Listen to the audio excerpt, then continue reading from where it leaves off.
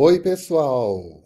Espero que estejam todos bem, são todos muito bem-vindos nessa segunda edição do Accu-Check Diabetes Day, ou Diabetes Day, aqui online, em diversas plataformas, então estamos em múltiplas plataformas. Meu nome é Márcio Krakauer, eu sou médico endocrinologista, tenho um enorme prazer de poder conduzir esta live, ajudar a conduzir essa live junto com vocês, e a gente espera poder trazer um monte de informação muito bacana. Primeiro, antes de eu chamar minha querida parceira da noite, eu queria lembrar que o Dia Mundial do Diabetes é dia 14 de novembro, como vocês vêm vindo no vídeo que estava passando. E ele é dia 14 de novembro porque é o dia do nascimento do descobridor da insulina, que é o Frederick Banting, que deu início a todo essa questão do tratamento correto do diabetes. Então, após Banting, que descobriu a insulina, o desenvolvimento foi tremendo. E, com isso, o aniversário do aniversário dele era dia 14 de novembro, e é o Dia Mundial do Diabetes. Então, é muito interessante trazer vocês para cá. Nós vamos falar hoje sobre o bem-estar integral. O que é bem-estar integral? O que é isso, né?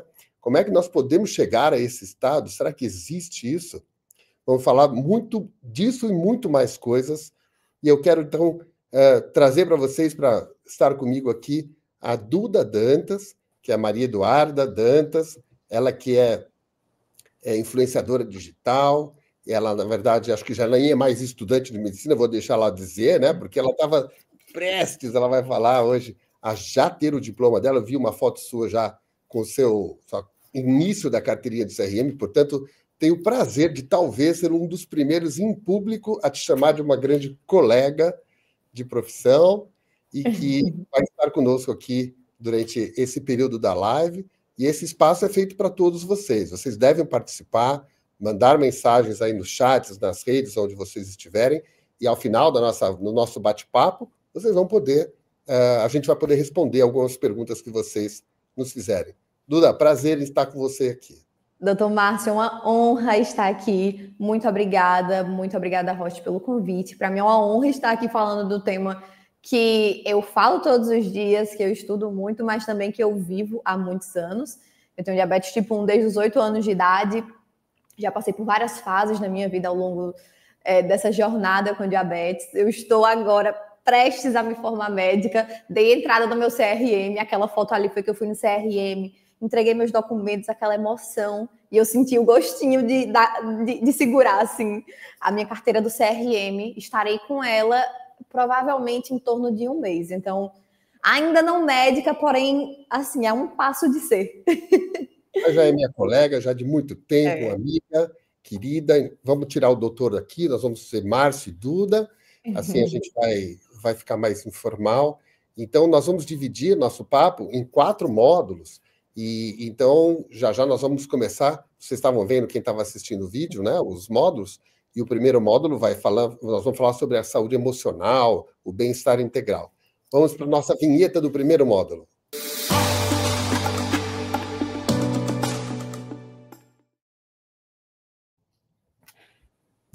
Muito bem.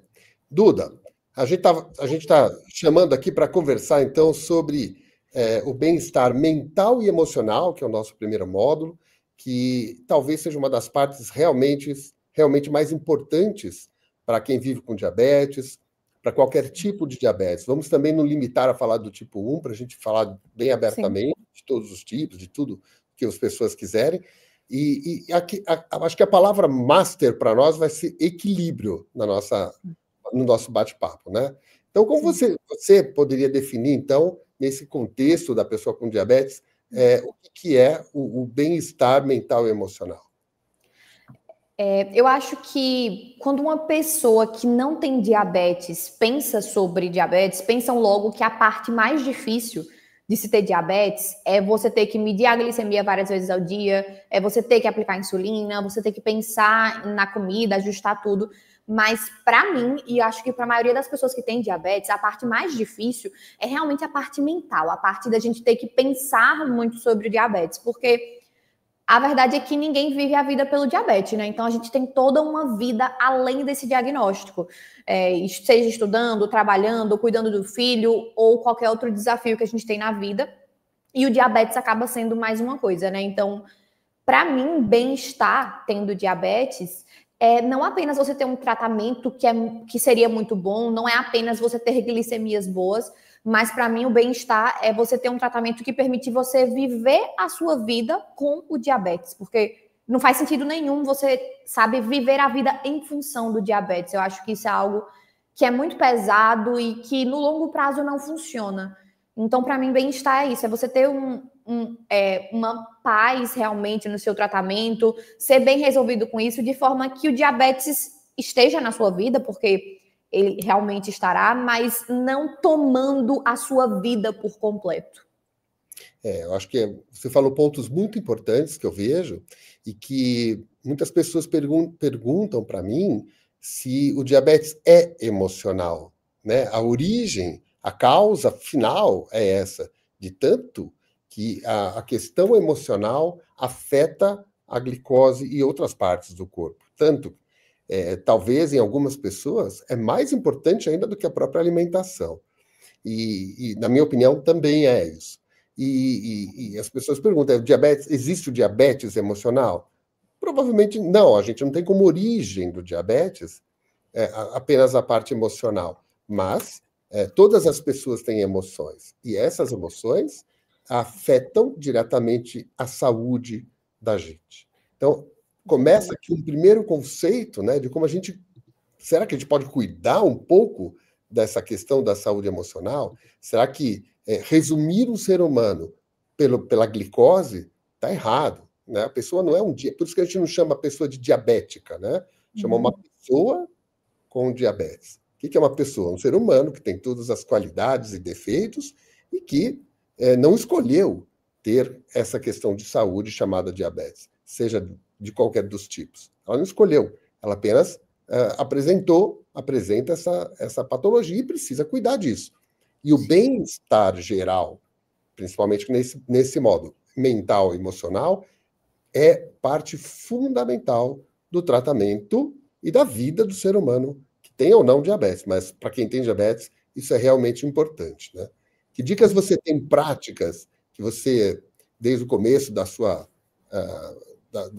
que você começou a conviver com diabetes, que você foi aprendendo a lidar com a parte emocional? Doutor Márcio, isso que você falou é muito importante, de fato. As nossas emoções, elas realmente afetam a nossa glicemia. Eu vou até trazer uma situação curiosa, que foi a primeira vez que eu percebi o tanto na verdade, que as emoções influenciavam no diabetes. Foi uma vez que eu tive um acidente de carro, não foi nada grave, eu bati meu carro. E aquele momento eu fiquei, sabe, a adrenalina subiu, eu fiquei agitada. E minha glicemia estava em torno de 100 quando aconteceu tudo. E nesse meio tempo, minha glicemia subiu assim para quase 300. Eu olhei para minha glicemia e eu disse, meu Deus, o que está acontecendo? E foi aquele estresse daquele momento. Acho que foi a primeira vez que eu realmente disse, nossa, dessa vez eu consegui ver com os meus próprios olhos o estresse afetando a minha glicemia. E, de fato, as emoções, elas afetam muito, afetam diretamente. Às vezes a gente acha que, não, é só comer tudo saudável, fazer exercício para controlar a glicemia. Infelizmente, complexo do que isso, porque as emoções estão em jogo, né? Então, é muito importante a gente tentar modular o nosso estresse. E eu sei que na vida real isso é bem desafiador, porque na vida real são vários desafios que a gente vive num mundo que exige que a gente viva nessa correria, mas é importante a gente ter momentos de descontrair, de realmente aliviar um pouco toda aquela tensão e entender que esses momentos fazem parte, de fato, do próprio tratamento do diabetes, né, doutor Márcio? Eu tô com uma questão da luz aqui, eu já vou acender, que a sala apagou sozinha. Eu estou com uma questão. Mas eu vou te fazer uma pergunta, e aí você responde, eu vou acender a luz aqui da sala. Um segundo. O que você pode fazer na prática, no dia a dia mesmo, para lidar com o estresse quando ele aparece? Então, você vai ter uma prova, você está estressada, e a glicose começa a subir. Na prática, quais atitudes você toma para isso? Tá. Eu sei, acho que as pessoas têm válvulas de escape diferentes e é importante cada pessoa buscar a sua, né? Então, tem gente que gosta de conversar com uma pessoa, com algum amigo, tem gente que gosta de fazer exercício. Para mim, fazer exercício é uma coisa que ajuda bastante. Eu acho que é importante você entender na sua individualidade qual é um comportamento, alguma válvula de escape para isso que você está vivendo. Eu acho que é importante também nesses momentos a gente tentar fugir um pouco da tecnologia, desse momento que a gente fica muito tempo no celular, no computador. Esse tipo de comportamento acaba só deixando a gente mais acelerado, mais estressado e mais ansioso. Então, buscar fazer coisas offline para tentar relaxar de fato a nossa mente. A meditação também é algo que é com certeza muito benéfico nesse sentido. Confesso que eu, Duda, não consigo implementar no meu dia a dia, talvez porque eu já seja muito elétrica naturalmente. Eu sou a pessoa que não consegue nem falar devagar. Quem dirá meditar? Quem sabe um dia, né? Mas para mim, Duda, o que funciona realmente para desestressar é fazer exercício físico. Isso é algo que realmente cansa o corpo, mas relaxa a minha mente. E também tentar me organizar. Eu sou uma pessoa naturalmente desorganizada e eu preciso escrever as coisas na minha agenda, preciso fazer uma lista do que eu tenho para fazer, para eu entender, olhar assim, dizer, não, é isso aqui que eu tenho para resolver? Tá bom, eu estou organizada, então agora eu vou organizar a minha vida. Mas realmente acredito que isso é algo muito individual mesmo, do estresse, e é algo que a cada pessoa tem que buscar essas válvulas de escape que funcionam para fugir um pouco do estresse do dia a dia. Mas eu acho que assim, a gente tem que tentar ajudar. Eu como ajudo as pessoas, e parece que não é prático, né? Quando a gente fala, vamos reduzir o estresse. A pior coisa que o médico pode falar para a pessoa é assim, coma melhor, emagreça, reduz o estresse e volta o mês que vem. Ué, não falou nada, né? Né? Então, eu dou algumas dicas bem práticas. Eu vou dar algumas. Por exemplo, o relógio da Apple. A gente tem aqui no relógio um lugar que a gente pode fazer uma respiração que dura 1 minuto, 2 minutos. E essa respiração você acompanha no relógio e você pode baixar um aplicativo em qualquer celular que faz a mesma coisa. E essa respiração, que vai aumentando gradativamente ao longo de 1 minuto, você acompanha um desenho, ele treme um pouquinho, e você faz essa respiração. Tem gente que chama isso de mindfulness, respirar. O nome tão pouco importa. O que importa é, eu estou num momento de muito estresse, por exemplo, de uma consulta que foi complexa. Eu vou precisar parar isso e ir para a próxima. Eu não posso entrar com essa energia. Então eu paro, respiro por 1 minuto. Essa mudança do estado mental reduz o estresse. Segundo ponto que eu indico, micromeditação. Você falou meditação, mas a micromeditação. São 2 a 3 minutos de mudança de estado mental também. É muito semelhante, mas também utiliza a respiração. E você pode buscar no YouTube técnicas para isso e você vai conseguir fazer essas micromeditações. Do ponto de vista do estresse crônico, uma coisa não fica dependente deste produto, né? Eu acho que se tem uma coisa que faz o ser humano de hoje viver num estresse muito grande, é o celular, o WhatsApp, essa conexão o tempo inteiro, estar disponível o tempo inteiro, a urgência, né? A pessoa te achou, tem que responder agora, se você não responder, fica pondo interrogação. Isso causa realmente um grande estresse. Então, desligar um pouco disso e se concentrar naquilo que está fazendo.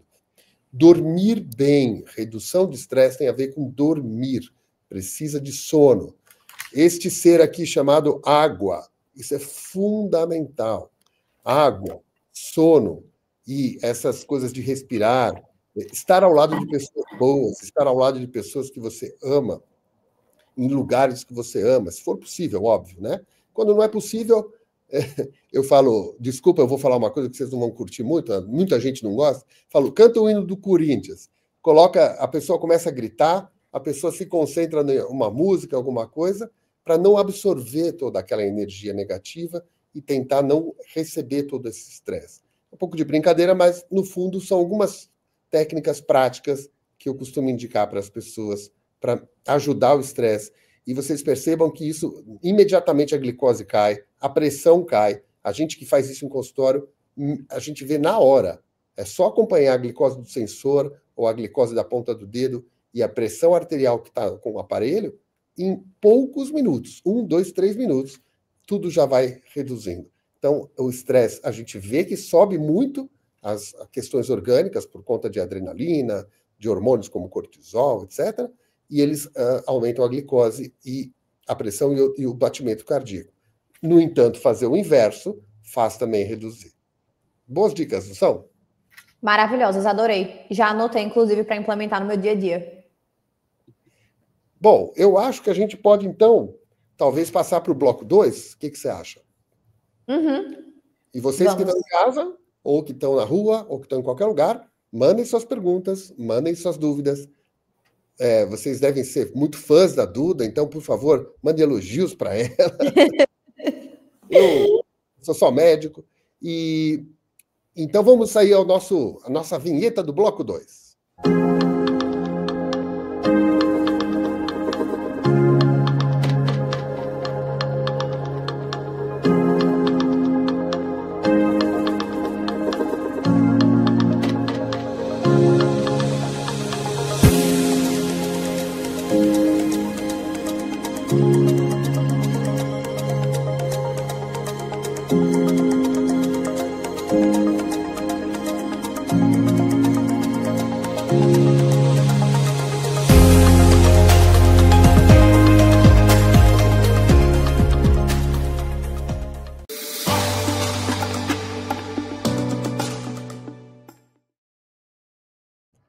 Voltamos, olha só.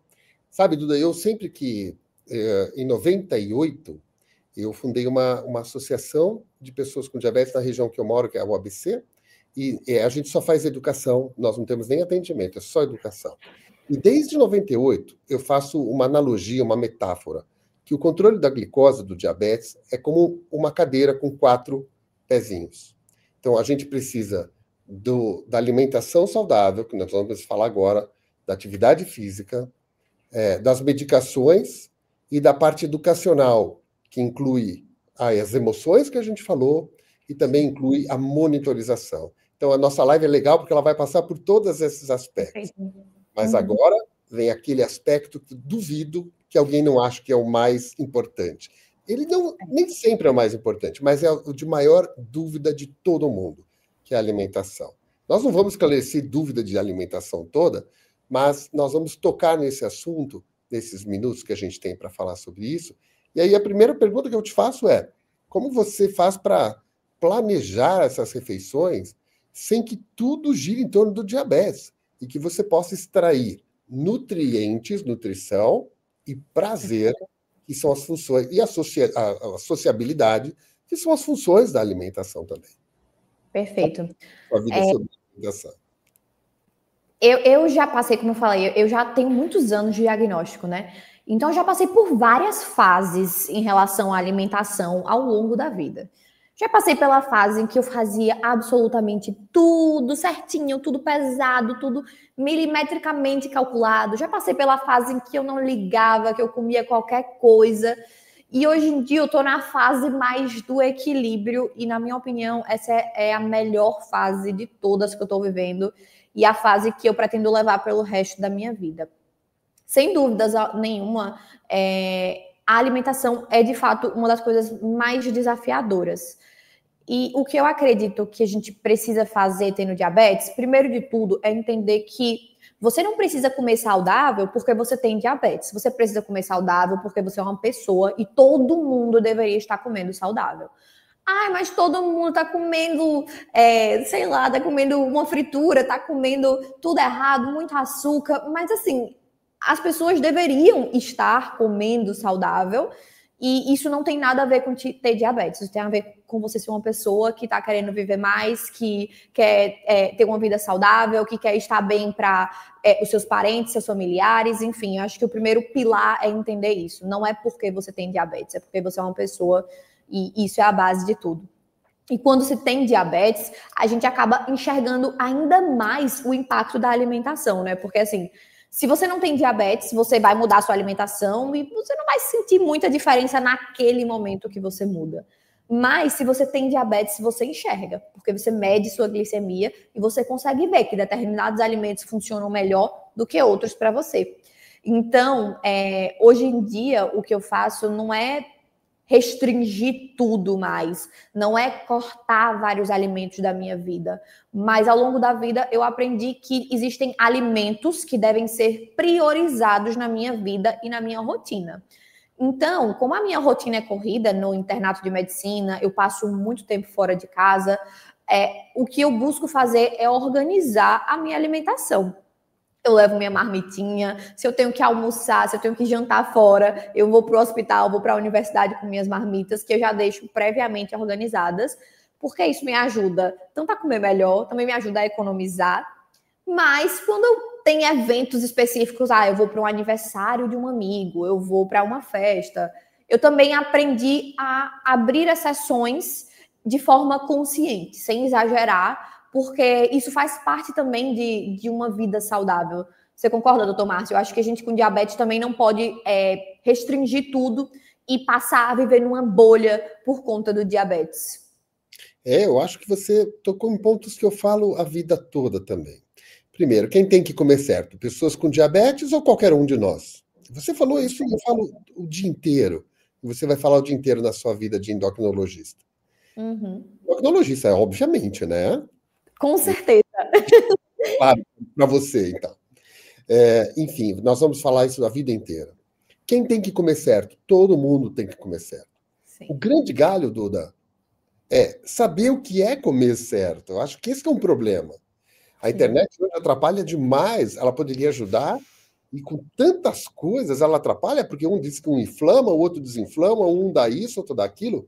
Comer certo é tão, tão simples, o conceito principal, que é comer de tudo, pouco, fracionado, nunca comer muito. Os alimentos que são os alimentos comuns. A comida do brasileiro ela é muito saudável. E a gente comer uma boa salada, boa, depois o arroz, feijão, a carne, e talvez uma fruta de sobremesa ou no intervalo, a gente pode ter uma alimentação extremamente rica e saudável. Muita gente pergunta assim, mas a Duda tem condições, ela vai fazer as marmitinhas fitness, não sei o quê. Não, não precisa de nada disso. A comida normal do brasileiro, do dia a dia, a normal, correta, né? Tem que deixar claro, o que é normal?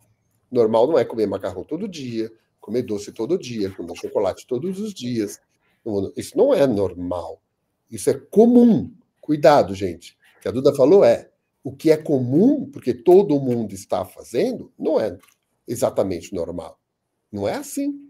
Hoje está todo mundo usando as medicações para ajudar no peso? Não, não é todo mundo, mas na internet é muita gente. Isso não quer dizer que isso é normal. Então, normal é diferente de comum. Existe o normal para comer. E vale a pena a gente entender cada vez mais e se aprofundar. Procurar ajuda de nutricionista, procurar sempre ter uma equipe multiprofissional para ajudar as pessoas com diabetes. No diabetes existem algumas nuances, por exemplo, o carboidrato. Então, essa é uma pergunta que eu faço para você, Duda. A contagem de carboidrato, para vocês que têm diabetes do tipo 1, às vezes é um fantasma, né? E eles não gostam nem um pouco disso. Como você lida com a contagem? Doutor Márcio, eu já faço contagem de carboidratos há muitos anos, desde que eu recebi o diagnóstico. E concordo que quando eu comecei era uma coisa muito difícil. Assim, eu achava que era impossível eu tornar isso natural. Mas depois de 18 anos contando carboidrato, confesso que já se tornou uma coisa natural. Então, realmente, para muitas pessoas, principalmente para quem tem diabetes tipo 1, a contagem de carboidratos ela pode ser uma ferramenta para trazer liberdade, de fato, para permitir que a gente varie nossa alimentação, para permitir que a gente também abra exceções de forma consciente, sem dúvida alguma. Agora, um ponto que é interessante, eu quero fazer essa pergunta para você, doutor Márcio, e contar calorias, porque euzinho aqui, eu nunca contei calorias, eu já tenho que contar carboidrato. Acha que devemos contar calorias para comer saudável? Bom, eu acho assim, acho que existem as duas coisas funcionam assim. Para perda de peso, Eu já passei por fase, né, eu sou formado há 34 anos já. Então, eu já passei por fases de tudo que é tipo, de todos os tipos de dietas da moda, e eu não sou muito afeito à modinha. Eu sou afeito à ciência pura. E a ciência nunca mudou. A alimentação saudável, emagrecimento, sempre foi comer de tudo, pouco, fracionado, com atividade física. Mas eu já vi de tudo isso. E contar calorias, para algumas pessoas que são afeitas a isso, pode ajudar muito. Não ao controle exatamente da glicose, mas principalmente ao controle de peso.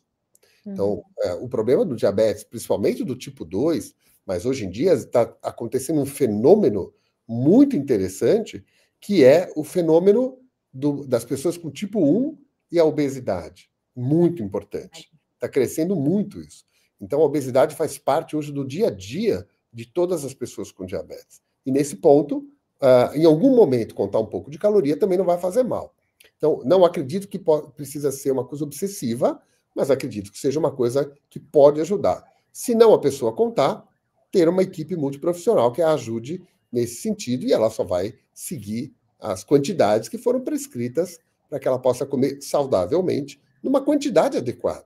E se ela não consegue fazer isso, nós médicos podemos ajudá-los e devemos ajudá-los com medicações para que isso aconteça. Então, isso não tem problema nenhum. Agora, comer saudável e consciente, essa é uma palavra importante, é algo que eu acho que é fundamental. Mais algum recado de alimentação para o pessoal, Duda? Acho que você foi perfeito quando falou em focar nos alimentos naturais, naquilo que a gente encontra na feira. A alimentação realmente do Brasil tem uma base que é muito boa. E eu já passei por fases que eu achava que eu tinha que comer coisas mirabolantes para comer saudável. E muito pelo contrário, hoje em dia eu priorizo comer frutas, verduras, carnes, ovos, e isso funciona muito bem. Então, eu concordo, sem dúvida alguma, a gente tem que focar no básico, no natural, que a gente compra na feira, que compra no açougue, que isso funciona demais. Bom, gente, então, um próximo tema que a gente vai chamar é que, dentro desse bem-estar integral, agora vocês estão conseguindo entender o que chama de integral, de integralizar, é a atividade física. Vamos ver a nossa vinheta do nosso terceiro bloco.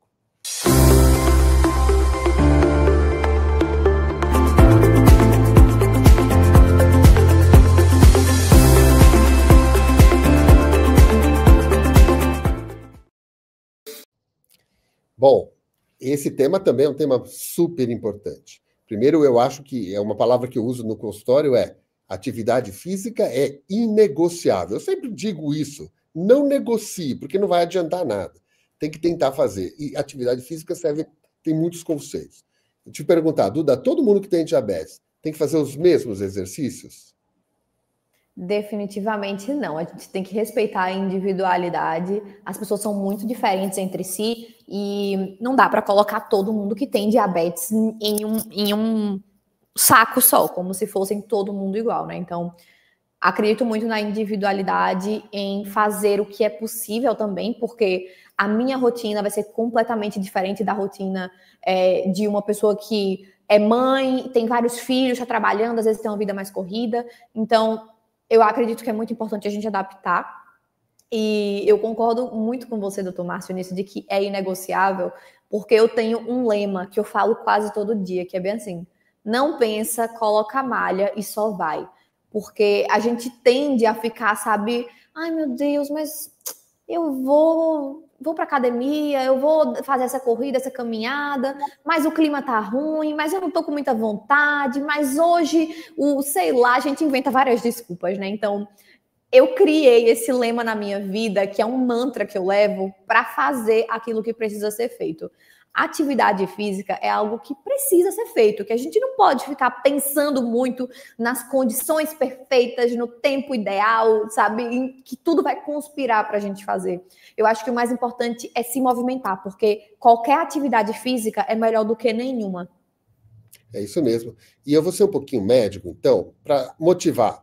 Por que a atividade física melhora a glicose? Nós estamos falando de diabetes, claro que a obesidade está sempre junto, mas por quê? Por que nós estamos falando que é inegociável, que é só vai? Eu confesso a vocês que eu nunca gostei e continuo não gostando. Eu simplesmente vou.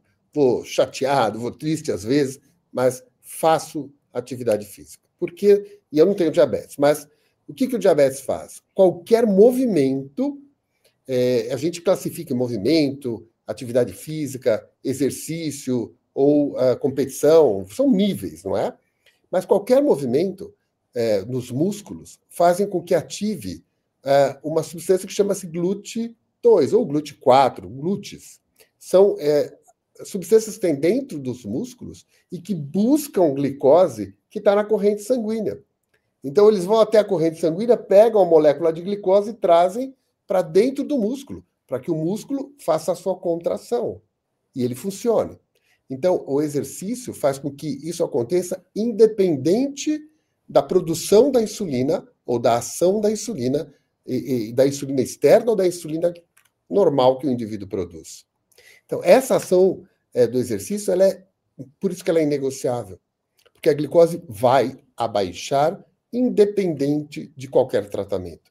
Então, para entender bem, exercício é um remédio, faz parte do tratamento, é um pilar do tratamento do diabetes e todas as pessoas com diabetes. Vamos supor que a pessoa tem um AVC, um derrame e tem uma paralisia de metade do corpo. Mesmo assim, tem que fazer exercício. Na minha academia, tem 2 senhores que fazem atividade física com andador, um personal e com andador. É lindo de ver. Então, é muito importante. Exercício, movimento, é fundamental para tratamento do diabetes. Não adianta nada ter o melhor remédio, só comer direito, controlar um pouco a emoção e não fazer exercício nenhum. É preciso ter isso em mente para que a gente possa fazer juntos aqui. Vamos lá, Duda, o que você faz exercício? Qual que é o teu dia a dia, só para o pessoal se motivar com você? E para quem acha que eu sempre treinei, sempre fui certinha nisso, devo dizer que eu passei uns bons anos da minha vida sendo sedentária. E aí, quando eu percebi o que estava acontecendo, eu disse, meu Deus, eu tenho que fazer alguma coisa para melhorar o controle do meu diabetes. Foi na época que eu comecei a estudar sobre diabetes, a realmente me dedicar mais.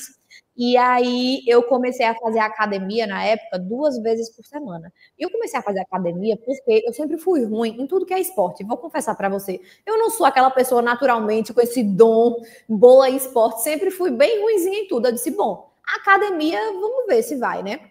E aí, nessa época, eu falava pro meu namorado bem assim, Danilo, eu não sei conseguir treinar tantas vezes na semana, porque eu vou 2 vezes, e eu vou 2 vezes sem aguentar ir. E é engraçado olhar, porque ao longo do tempo eu fui aumentando aos poucos a frequência, fui melhorando também a minha força nos treinos. Então, hoje em dia, eu treino 6, 7 vezes na semana, eu faço musculação, às vezes também corro, ou então faço um cardio na academia mesmo, na escada. Mas isso para mim era impensável antes. E eu acho importante de falar isso, porque às vezes a pessoa está em casa e aí ela vê Duda falando que treina 7 vezes na semana e ela diz, para mim é impossível. Mas veja, você está comparando com a Duda que está treinando há 10 anos. 10 anos atrás eu consegui 2 vezes assim com dificuldade muito grande. Ô, doutor Márcio, e tem uma coisa que eu acho muito legal da gente falar também, que eu acho que as pessoas não dão tanto valor assim, e você como médico pode falar também sobre isso, que é a importância de ter massa muscular. Gente, ter músculo é muito importante para o diabetes também, mas para envelhecer saudável de forma geral. Vocês estão pensando que músculo é só para ficar bonitinho na foto? Não é, tem uma importância muito grande, né, doutor Márcio? Demais. Duda, olha, eu vou confessar para todo mundo que a gente não combinou nada. A gente não tinha uma conversa para do que falar. Estava na ponta da minha língua eu falar sobre esse assunto. Estava na ponta da língua. Estava esperando você falar, mas se você não, eu ia comentar isso.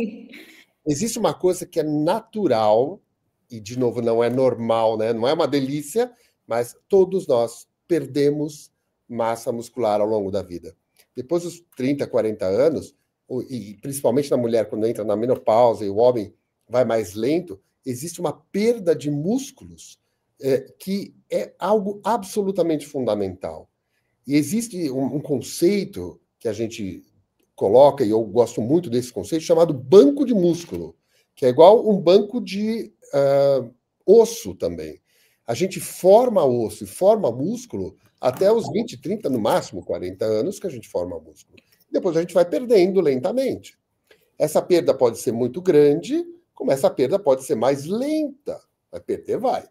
Então, tudo que a gente fizer para perder lentamente, você vai ter, ao final, com 60, 70, 80, 90 anos, um banco de músculo, mesmo perdendo um pouco, você vai ter músculo para estar acordada, para estar viva, para andar, para se movimentar, para ir para o cinema, para passear, para viajar.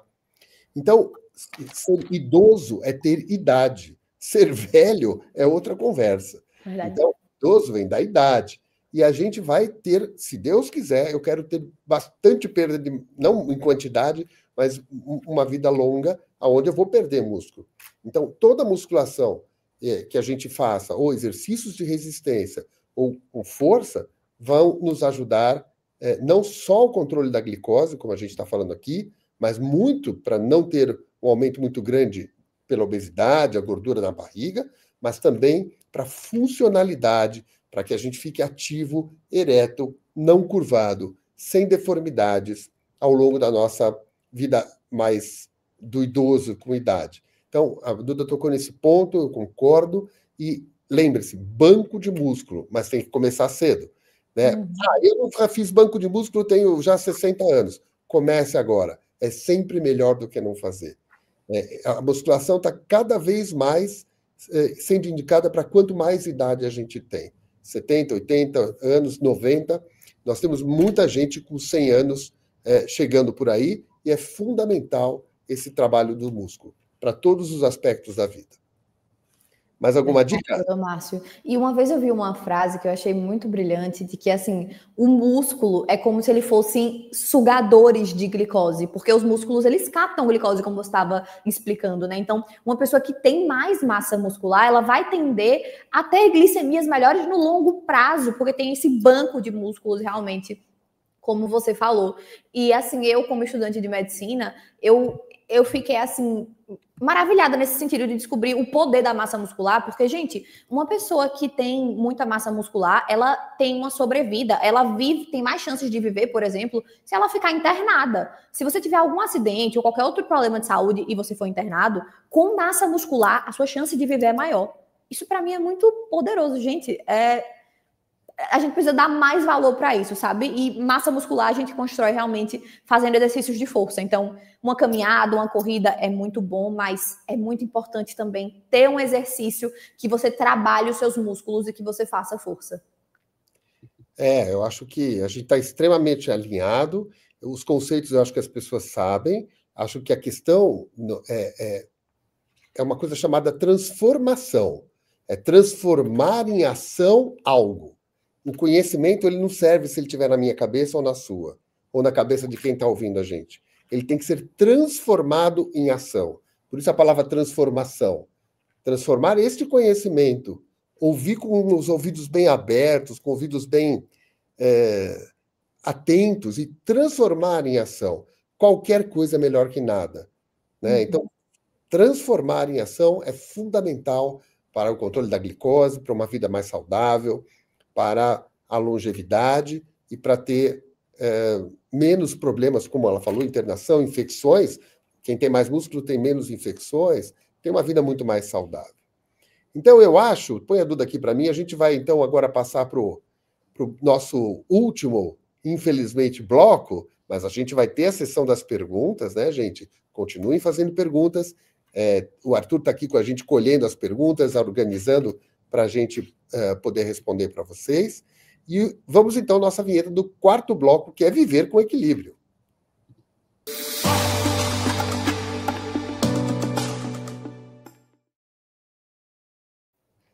Muito bem, viver com equilíbrio. O que será que é viver com equilíbrio, completando esse bem-estar integral? Eu queria, nesse bloco, que a gente tocasse o assunto da educação em diabetes, da monitorização para qualquer tipo de diabetes, é absolutamente fundamental, né? E de definir um pouco o que é equilíbrio. Fala um pouquinho, Duda.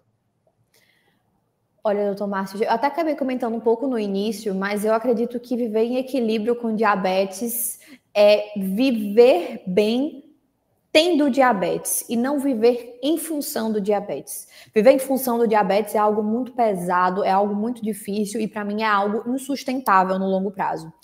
Então, para mim, viver bem com diabetes vai muito além de ter um resultado bom de glicemia, vai muito além de ter uma hemoglobina glicada boa.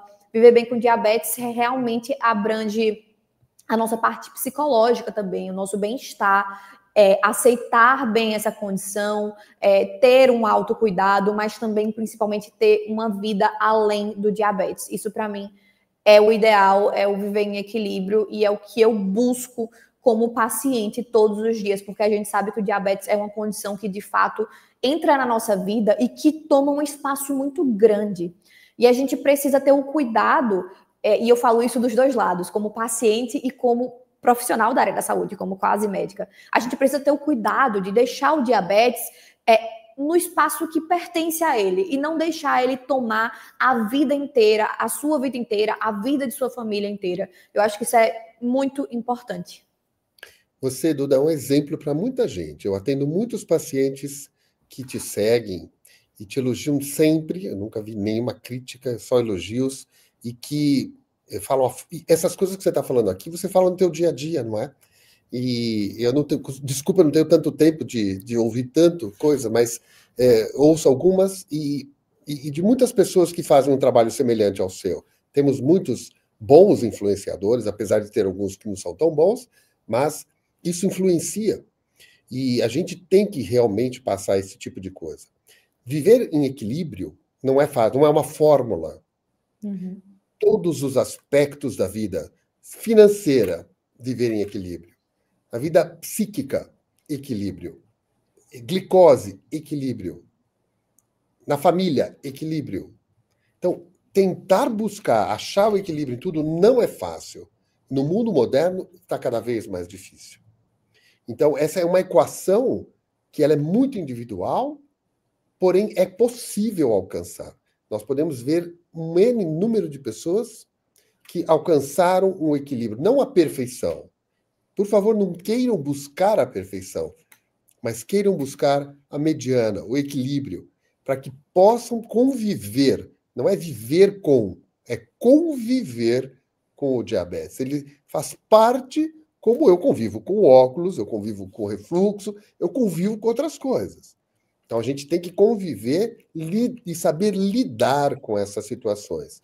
Vão haver momentos muito ruins, ou momentos melhores. Então, eu acho que a gente tem que tentar entender isso. E para isso, eu gosto de dizer que tem pelo menos 5 coisas fundamentais para tentar achar equilíbrio para a saúde. Comer direito, nós já falamos. Praticar atividade física, nós já falamos. Beber água em equilíbrio, nós já falamos e estou reforçando. Monitorização. Diabetes precisa monitorizar. Nós estamos chegando numa era de mais acesso, de mais sensores de glicose, de mais tecnologia envolvendo estes sensores, que é muito importante a monitorização. E, por fim, a educação, que é o conhecimento com boa informação, vinda de boas pessoas, de boas entidades, Sociedade de Diabetes, a ADABC, outras entidades que lidam com diabetes, tem diversas no Brasil, que falam coisas corretas e que trazem conhecimento para que você que tenha diabetes ou alguém da sua família possa transformar em ação, transformação, a vida na prática do dia a dia. Sem o conhecimento, a gente não consegue transformar. Então, a educação nada mais é do que a transferência do conhecimento. Então, se a gente tem o privilégio, eu e Duda, de sermos médicos e termos esse conhecimento, qualquer profissional da saúde, enfermeiro, nutricionista, psicólogo, podólogo, educador físico, enfim, todos os profissionais da saúde têm esse privilégio, na minha opinião, é um dever nosso oferecer gratuitamente, sem cobrar, transferência de conhecimento, para que este conhecimento seja, por boas pessoas, transformados em coisas do dia a dia. Então, eu acho que é a educação. E aí eu queria ouvir sua opinião em relação à questão da monitorização também. Sem dúvidas alguma, eu acho aquela frase clichê de que o que os olhos não veem, o coração não sente, é muito isso para o diabetes. Eu passei um período em que eu não gostava de fazer teste de glicemia. Nessa época nem existia sensor. Infelizmente, era muito mais difícil, né? Então, eu não gostava de fazer teste de glicemia e eu não tinha como fazer nada. Porque, assim, como é que você vai ajustar a dose de insulina? Como é que você vai saber se o tratamento está certo se não tem a monitorização, né? Então, a monitorização é extremamente importante. A gente acaba naturalmente mudando nossas ações e melhorando nossos comportamentos quando estamos vendo a nossa glicose. Então, se você está usando um sensor e aí você vê que toda vez que você come determinado alimento, sua glicemia sobe muito, você vai tender a evitar aquele alimento. Se você vê que quando você faz uma caminhada, a sua glicemia tende a cair, você vai procurar fazer aquela caminhada quando você vê que a sua glicemia está alta, fazendo o seu dia a dia.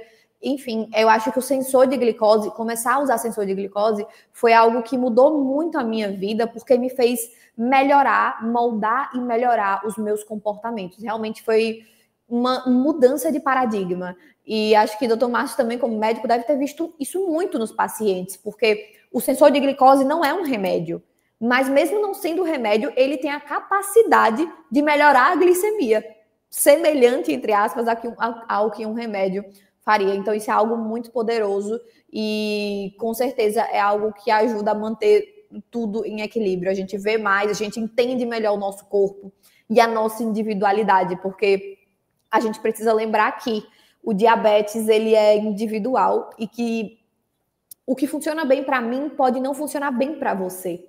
Então, os sensores ajudam a gente a entender isso. O que é que funciona para você? O que é que não é legal para você? E conseguir traçar estratégias mais individualizadas. Sabe, Duda, eu tenho o diabetes tem alguns marcos, né? Eu com esse número de anos já de diabetes, de tratamento, de cuidado, de estar presente nesse universo, né? A gente é um universo. Passei por alguns destes marcos. O primeiro marco foi o descobrimento da insulina. Não tenho nem dúvida nenhuma que esse foi o primeiro marco. Depois vieram o teste da glicose no dedo, né? Era a insulina era NPH regular. Depois veio o teste da glicose no dedo, que era muito difícil. Depois a gente teve a insulina de ação rápida, né, de análogo rápido, depois a de análogo lento, a glargina, depois a Degludec, etc. E aí vieram os sensores, lá para 2014, os primeiros sensores contínuos de glicose, né? E agora eu acho que nós estamos passando por uma nova etapa de uma nova era tecnológica, que é a previsão, a predição da glicose para frente, ou se você vai ter uma hipo durante a noite, ou daqui a uma meia hora. Então, nós estamos entrando com um pouquinho de tecnologia a mais, que é a inteligência artificial, para ajudar as pessoas a terem a previsão, e em vez de agir rápido, porque a glicose já caiu, com o meu equilíbrio, com o meu bem-estar integral, prevenir, porque sei que posso correr o risco de uma queda de glicose ou de uma glicose muito elevada, eu posso tomar atitudes antes de acontecer qualquer problema. Então, esse é o momento que nós estamos e eu espero que todos tenham possibilidade de acesso a esse conhecimento, né? Acho fundamental a gente entender isso. Uma última frase para a gente passar para as perguntas, Duda, sua. Que mensagem você deixa para conviver com diabetes, equilíbrio, bem-estar integral? Olha, doutor Márcio, eu sempre digo o seguinte, que não dá para falar que a vida vai ser igual como era antes de ter diabetes. Eu estaria mentindo se eu falasse isso, mas eu sempre digo que a vida depois do diagnóstico do diabetes, ela continua. Diferente, mas continua, só que a vida pode ser incrível, ainda que diferente. Nós somos seres humanos com uma capacidade incrível de adaptação e isso não é diferente para o diabetes. Então, sim, é possível ter uma vida incrível mesmo com diabetes, fazendo adaptações, sabe? E aos poucos ir entendendo o seu equilíbrio. Que bom, Duda, muito gostoso estar com você. Eu acho que a gente poderia passar a noite inteira falando sobre diabetes, o dia inteiro, porque nós temos assunto e acho que a gente pensa muito parecido, não tivemos nenhum conflito de ideias assim, né? Então, isso é muito bom, isso é muito bom. Vamos então às perguntas. Eu vou pedir para o Arthur, que está nos ajudando aí no backstage, passar a primeira pergunta para a gente. Está aqui, a Fábia Kildrew. Minha filha tem diabetes, mas não faz exercícios e não gosta de comer bem. O que eu posso fazer para motivá-la a melhorar? É com você, Duda. Essa é uma pergunta para Eu você. tenho uma dica muito boa. Não sei se sua filha é adolescente, talvez seja, porque eu já fui uma adolescente desse jeito. Mas uma dica muito poderosa é começar por você. Começar por você e por sua família. Então, eu imagino que ela seja uma criança, um adolescente. Primeira coisa, como é a alimentação da família? Uma coisa que minha mãe e meu pai eles sempre fizeram, e foi muito poderoso para mim, foi que nunca existiu uma diferença de comida de Duda e comida da família. Todo mundo sempre comeu saudável. Então, a partir do momento que eu recebi o diagnóstico de diabetes, a gente já tinha uma base de alimentação saudável, mas melhorou ainda mais essa alimentação saudável e sempre foi a comida de Duda é a comida de todo mundo. Então não tinha essa de, eu não quero comer essa comida saudável. Não, a comida saudável é o que tem aqui para todo mundo. Não tem escolha. E a questão da atividade física, também digo a mesma coisa. Eu diria para você começar a ser o exemplo. Para você ir para alguma atividade física, para ela ver você fazendo e você dizer, olha, filha, vamos comigo, essa atividade física é legal. Enfim, eu acho que o exemplo é muito poderoso. Aquela frase que falam, palavras convencem, mas o exemplo arrasta. É muito isso. Eu também já tive uma fase que eu era sedentária, que eu não queria fazer exercícios, mas eu cresci vendo os meus pais fazendo exercício físico. Eu cresci vendo o meu pai acordar 4h30 da manhã para jogar tênis. E minha mãe também sempre fez academia, enfim. Então, acho que foi algo que eu naturalizei na minha vida. Isso é muito poderoso, gente. O exemplo é muito poderoso. Eu acho que para você fazer alguém mudar, mude você primeiro. Dica perfeita. Perfeita. Eu acho que você não tem filhos, mas eu tenho, e é exatamente isso. E minha mãe sempre disse assim, e todo mundo sabe, essa frase é muito conhecida, a fruta nunca cai longe da árvore. Então não tem como a filha dela não ser, não fazer nada se eles são ativos, os pais, né? Ou a família como um todo. Então, muito bom. Vamos à próxima pergunta, Arthur, por favor.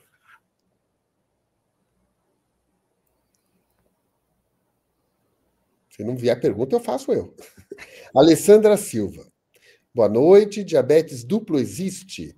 E quanto ao estresse? Isso me atrapalha muito porque, além de diabetes, fui diagnosticada com transtorno de ansiedade generalizada. Quer responder? Essa é com você, doutor Márcio. Sim, o diabetes duplo existe. O que quer dizer isso?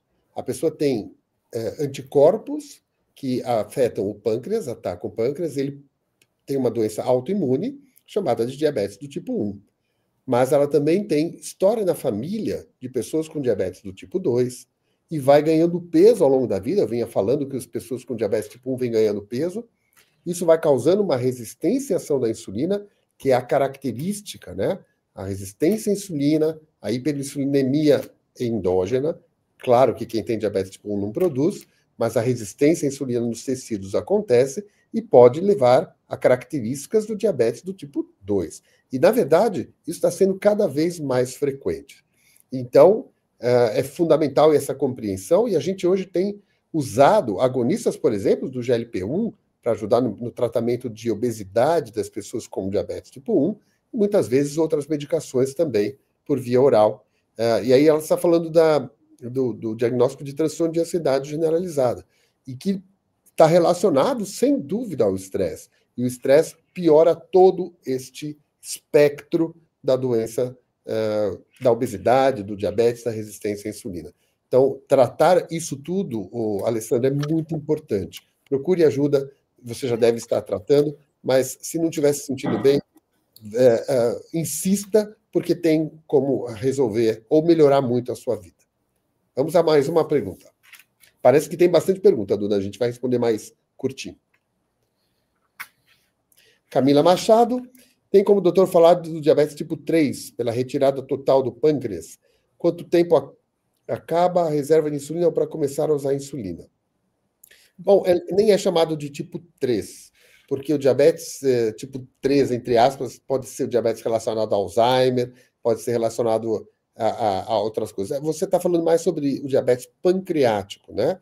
O indivíduo que tem uma pancreatite, perde o pâncreas, ou um câncer de pâncreas e retira o pâncreas, imediatamente, quando tira todo o pâncreas, imediatamente ele vai precisar usar insulina após o ato cirúrgico. Quando tira parcialmente, eventualmente pode demorar algum tempo ou nem acontecer.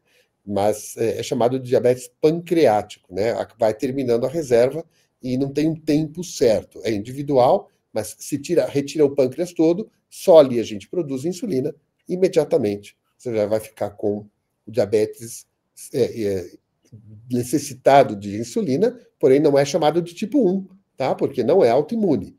O diabetes tipo 1 é uma doença autoimune com anticorpos que atacam o pâncreas. Vamos mais uma. Depois a Camila. Carola Caminha. É verdade que a fruta pode causar diabetes, Duda? Não é verdade que fruta causa diabetes. Fruta não faz mal, gente. Obviamente, se você tem diabetes, as frutas elas têm um impacto na sua glicemia e não dá para você sair comendo frutas de forma ilimitada. Mas ninguém desenvolveu diabetes por comer fruta. A gente garante para vocês. Perfeitamente. E também fruta não faz mal, né? Tem muita gente que fala que frutose faz mal, tal. Excesso de tudo faz mal. De fruta também, mas excesso. Comer fruta só pode fazer bem. Não foram a gente que não inventou a fruta, então faz muito bem. Exatamente. Gesiel da Luz. Tenho diabetes LADA, mas não tenho muita informação. Gostaria de saber mais. Bom, diabetes LADA é o diabetes autoimune, igual eu estava falando do tipo 1, mas que acomete pessoas mais velhas, de 30, 40 anos para frente. E, em geral, diabetes LADA, apesar de ser autoimune, ele não perde a reserva total de insulina do início da doença, pode ser lenta essa perda, e o indivíduo pode se tratar com medicamentos orais, além da alimentação, atividade física, controle emocional, com medicações orais por bastante tempo. E muitas vezes, mais à frente, vai perdendo a função da insulina, a produção de insulina, e vai necessitando ter que fazer a reposição do hormônio insulina. Então, esse é mais ou menos rapidamente um pouquinho sobre o lado, tá bom, Gesiel? Vamos lá, mais uma perguntinha. Traz a Duda para a gente, a Regina Rodrigues. Tenho muita hipoglicemia. Sei que tanto a hipo como a hiper são críticas. A pergunta que é uma ótima pergunta, né? Qual tem maior risco de vida ou de causar problemas? Hipo ou hiper? Sempre vem essa pergunta. Boa.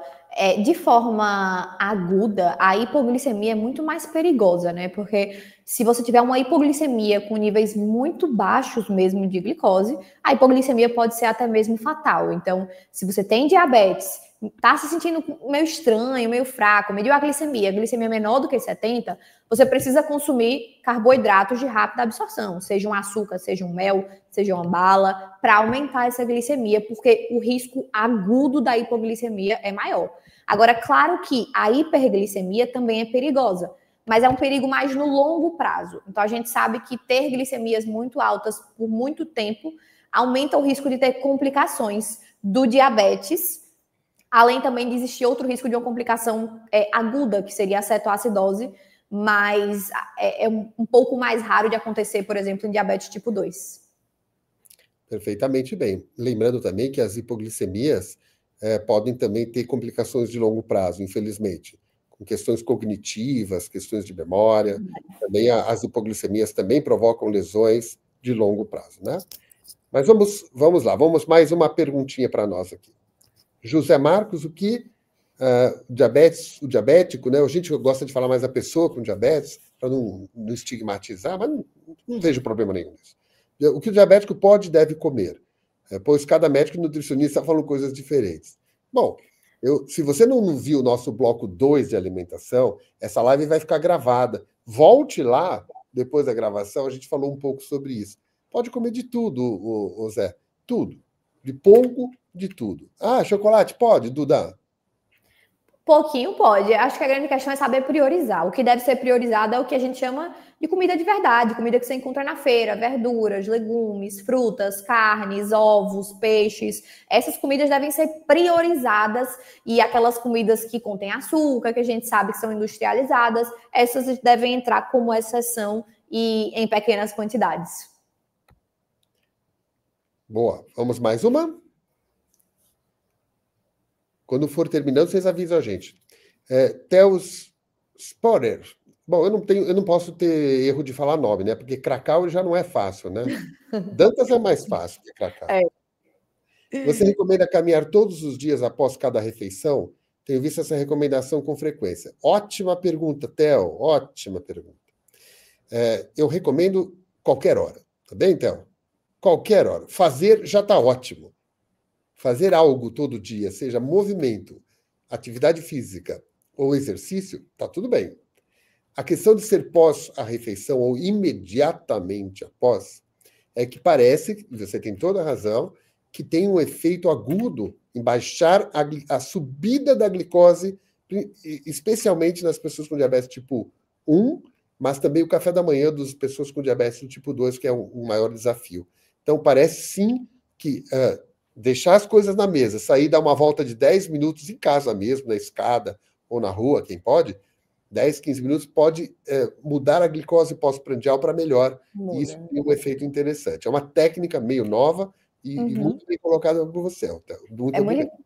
O difícil, às vezes, é só colocar na rotina, né? Porque eu aqui em Aracaju, onde eu moro, eu como, tomo meu café da manhã, pego meu carro e vou para o hospital, né? E aí, quando eu tava fazendo intercâmbio, eu ia de bicicleta para o hospital. Nossa, minha glicemia, ela ficava assim. Eu usava menos da metade da quantidade de insulina para refeição e tinha que tomar cuidado, porque se eu aumentasse um pouquinho mais a quantidade de insulina, eu tinha hipoglicemia. Então, assim, em mim, funciona demais. A questão é, infelizmente, eu não consigo fazer todo dia.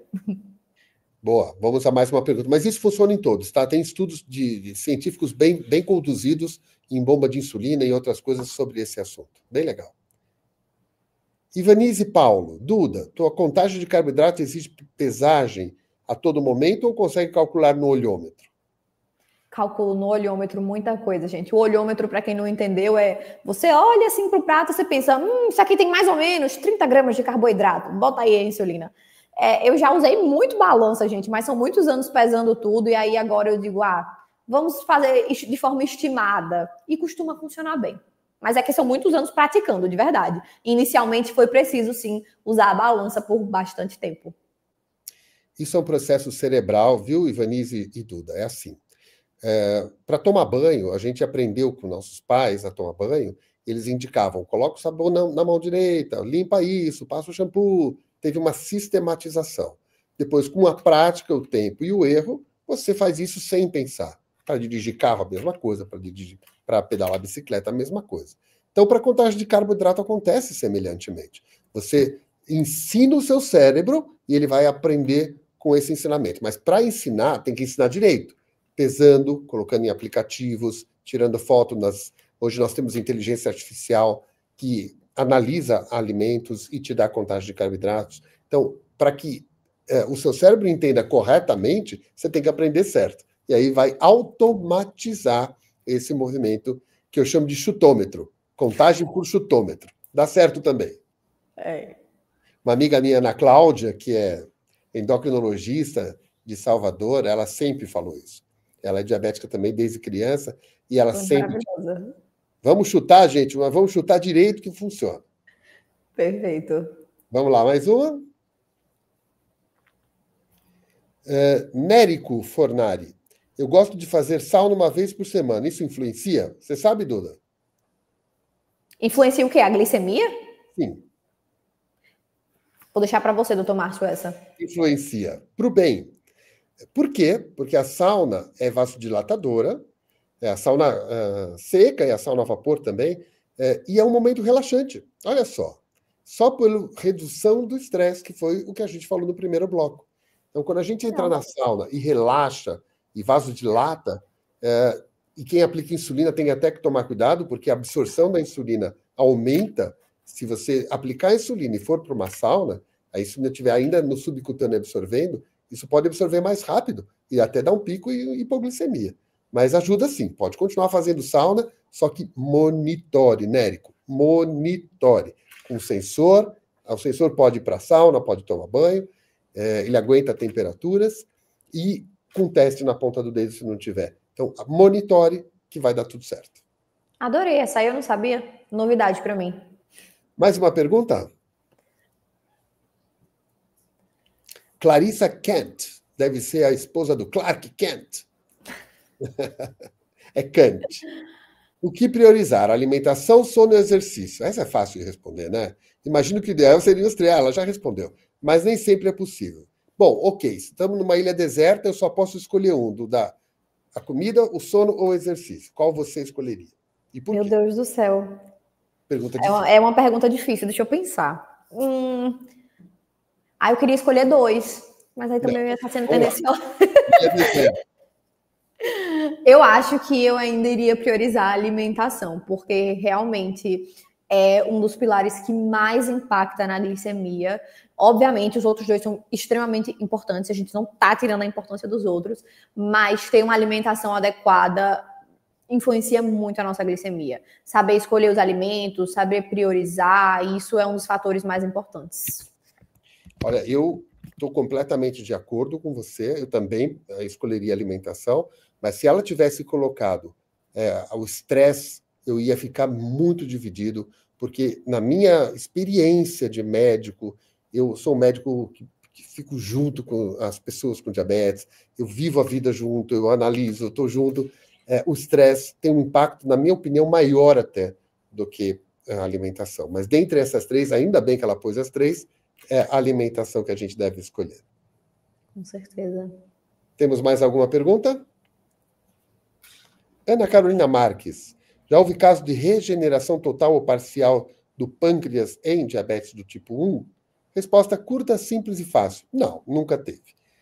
Nós temos estudos hoje para tratar de regeneração através de tecnologias, de vesículas que infundem, colocam insulina, ou de estímulo às células, chamadas células mesenquimais, células que a gente chama de totipotentes, que podem se transformar em células produtoras de insulina, e não é bem regenerar. E parece que as células do pâncreas realmente não morrem, elas dormem. Então é capaz que é possível um dia chegar nesse ponto. Mas até agora não se conseguiu nada, não. Olha, doutor Márcia, só entrando nessa parte da cura, eu vejo a gente vivendo também mudanças de paradigmas, mas eu tenho um pouco de receio, porque sempre que a gente fala sobre isso, às vezes cria uma esperança de que a cura vai surgir daqui a um mês, no próximo ano, e a gente sabe que a cura é algo muito complexo, mas, como eu sempre falo, a gente tem que se manter esperançoso, sendo realista, e entendendo que enquanto a cura não chega, a gente tem muito o que fazer hoje, com o que temos disponível atualmente, e quando a cura chegar, a gente precisa estar bem para receber ela. Então a gente tem que focar. Eu também acredito muito na cura do diabetes do tipo 1, isso precisa ficar claro, porque os outros tipos não. Né? O tipo 2 não acredito que seja tão simples assim, mas o tipo 1 acredito muito, nós estamos nesse caminho. Temos aí, então, a última pergunta da última, Arthur? Ou já fizemos? Tem aqui. Maria Carolina Moraes. Gostaria de saber mais sobre resistência insulínica, como tratar, se vai ser futuramente um diabetes. Boa. Fala um pouquinho, Duda. Deixa eu ver se você está pronta já para residência. A resistência à insulina... A resistência à insulina, ela é como se fosse o início do diabetes do tipo 2, né? Então, a gente sabe que no diabetes tipo 2, o que acontece é que o seu corpo passa a não responder de forma normal à ação da insulina. Então, antigamente, seu corpo produzia uma quantidade X de insulina e era suficiente para manter seus níveis de glicose estáveis. Mas o seu corpo, por algum motivo, ou por vários motivos, na verdade, começa a não responder mais bem à insulina. E então o que o seu pâncreas vai fazer é aumentar a produção dessa insulina para tentar compensar isso. E aí é que a gente tem essa certa resistência à insulina. Ao longo do tempo, o que a gente chama de história natural disso é que o seu pâncreas vai começando a falhar um pouco nessa produção e não conseguindo produzir tanta insulina assim quanto seria necessário. E aí é que a glicemia começa a alterar um pouco e você recebe o diagnóstico do diabetes tipo 2. Então, se você tem a resistência à insulina, você tem um risco muito maior de desenvolver o diabetes tipo 2. Mas isso não é algo certeiro. E esse é o momento para você começar a agir melhorando a alimentação, melhorando a prática de atividades físicas, perdendo peso, porque perder peso é essencial nesse processo, para você mudar essa história natural aí. Passou com nota 10 na minha residência, viu? Tem vaga garantida. Só lembrando que esse é um caso de reversão total. Até 80% das pessoas nesta situação que você comentou podem reverter ao normal a glicose, tá? Então, fique firme aí, Carolina. Ouça tudo que a gente falou, que dá certo no final. Deixa nós dois juntos aqui. Acho que nós chegamos no fim, né, Duda? Se Sim, tivesse a foi plateia, acho ótimo. que todo mundo ia gritar, né? É. A Tava gente na ficaria aqui hora. horas, horas É. e horas. Então, vamos deixar uma frase, eu e você, para depois a gente finalizar. Quero agradecer primeiro a você, Duda, que esteve conosco aqui, nós dois juntos. Quero agradecer toda a equipe da Rocha, a equipe do AcuCheck, que está por trás disso, nacional e internacional. Quero agradecer muito a todos vocês que escutaram a gente até aqui. Espero que a gente possa ter contribuído um pouco para mudanças reais, de verdade, na vida de vocês. Nós estamos nos colocando à disposição. A Duda tem o @pâncreas artificial. Eu tenho qualquer coisa que vocês me encontrarem. E essas perguntas que não foram respondidas por conta do nosso tempo serão respondidas nas redes sociais, tá bem? Então fiquem todos muito tranquilos. Duda, sua mensagem final, então. Quero agradecer a todos, toda a equipe que está aqui por trás, como o doutor Márcio falou. Agradecer pelo convite, para mim é uma honra estar aqui. Eu acredito muito nisso daqui que a gente está fazendo. Acredito muito no poder da educação em diabetes e é algo que eu já me dedico há muito tempo, porque mudou a minha vida e eu sei que pode mudar a vida de milhares de pessoas com diabetes. Então, para mim é uma honra poder separar esse tempo para vir aqui falar mais sobre isso, para trazer essa conscientização e trazer também um pouco do lado de quem vive, porque eu acho que às vezes a gente fica nessa de, mas ele tá falando, mas ele não sabe como é. Então, eu sei também como é, e eu sei que não é simples, mas que é possível, e a gente estamos juntos nessa jornada. Nossa, para mim é uma honra estar ao seu lado e ter esse papo tão gostoso como a gente teve, fluiu muito gostoso. Quem não conseguiu assistir, essa live vai ficar completa no diabetes-day.com e também no YouTube. Então é só entrar no AcuCheck, @acucheck.br, também no Instagram, no YouTube e no diabetes-day.com. E a minha mensagem para todos vocês é o seguinte: a vida é curta, ela passa rápido. A gente só tem essa vida. A gente pode ter outras, mas não sabemos. A gente tem que cuidar da gente. Priorizem-se. Vocês são o ponta desta pirâmide. Cada um é responsável por si próprio e também para o ajudar o outro da família. Cuidem-se. Se cuidar não é uma coisa tão ruim nem tão difícil. Pelo contrário, a gente vai se sentir cada dia melhor. Uma ótima noite a vocês. Obrigado, Duda. Obrigado, AcuCheck. Estamos juntos. Até a próxima. Obrigada, gente. Foi uma honra.